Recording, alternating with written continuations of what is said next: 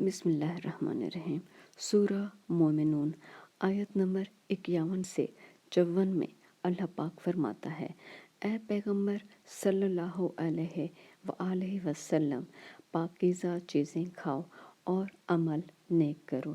جو عمل تم کرتے ہو میں ان سے واقف ہوں، اور یہ تمہاری جماعت حقیقت میں ایک ہی جماعت ہے، اور میں تمہارا پروردگار ہوں، تو مجھ سے ڈرو۔ پھر انہوں نے آپس میں اپنے کام کو متفرق کر کے جدا جدا کر دیا۔ جو چیز جس فرقے کے پاس ہے وہ اس سے خوش ہو رہا ہے، تو ان کو ایک مدت تک ان کی غفلت ہی میں رہنے دو۔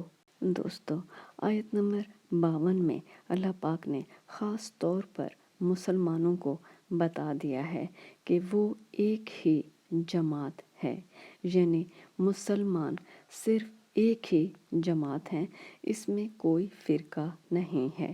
اور پھر آگے آیت نمبر 53 میں بھی اللہ نے بتا دیا ہے کہ جو اس جماعت میں فرقے بنائے گا وہ غافل لوگ ہیں۔